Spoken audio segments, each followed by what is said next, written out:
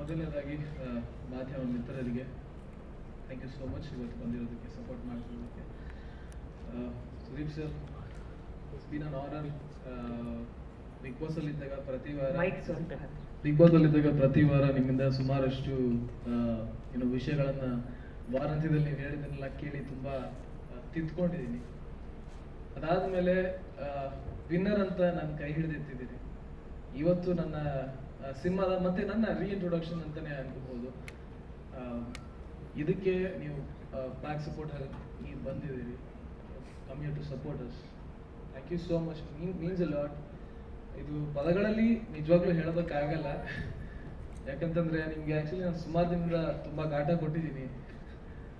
ಒಂದು ಥ್ಯಾಂಕ್ಸ್. ಕಾಟ ಕೊಟ್ಟಿರೋದಕ್ಕೆ really sorry.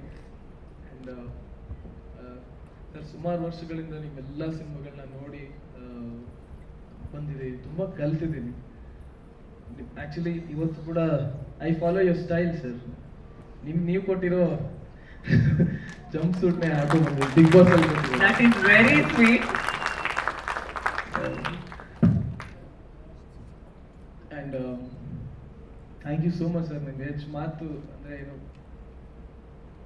ಏನ್ ಹೇಳ್ಬೇಕು ಅಂತ ಗೊತ್ತಾಗ್ತಿಲ್ಲ, ಮಾತೇ ಹೊರಡ್ತಿಲ್ಲ. ಯಾಕಂತಂದ್ರೆ ದೀಪ್ ಸರ್ ನಮ್ಮ ಸಿನಿಮಾದ ಹೀರೋ ಇಂಟ್ರೊಡಕ್ಷನ್ಗೆ ಬರ್ತಾರೆ ಅಂತಂದ್ರೆ ಅದು ಸಣ್ಣ ವಿಷಯ ಅಲ್ವೇ ಅಲ್ಲ. ನಿಮ್ಮ ಆಶೀರ್ವಾದ, ನಿಮ್ಮ ಪ್ರೀತಿ ಸರ್ ಯಾವಾಗ್ಲೂ ನನ್ನ ಮೇಲೆ ಹೀಗೆ ಇರಲಿ. ಅಂಡ್ ಇವತ್ತು ಫಾದರ್ಸ್ ಡೇ ದಿನ ಅದು ಒಂದು special event. Actually Father's Day ದಿನ ರಾಮರಸ ನನ್ನ ಸಿನಿಮಾ ಇನ್ನು ಅನೌನ್ಸ್ ಆಗ್ತಿರೋದು, ಅದ್ರ ಜೊತೆಗೆ ಸುದೀಪ್ ಸರ್ ಬಂದಿರೋದು, ನನ್ನ ತಾಯಿ ನನ್ನ ತಂಗಿ ಇಬ್ರು ಇಲ್ಲೇ ಇದ್ದಾರೆ, ಅವ್ರು ಬಂದಿರೋದು, ನನ್ನ ಫ್ರೆಂಡ್ಸ್ ಎಲ್ಲ ಇಲ್ಲೇ ಇದ್ದಾರೆ. Sir thank you so much coming ಎಲ್ಲರಿಗೂ. And Guru sir, thank you for casting me in this film.